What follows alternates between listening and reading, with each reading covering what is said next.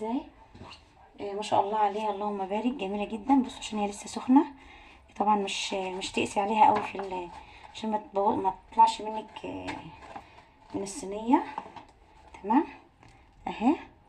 اجيب لك كمان، يعني مش عايزه اهو.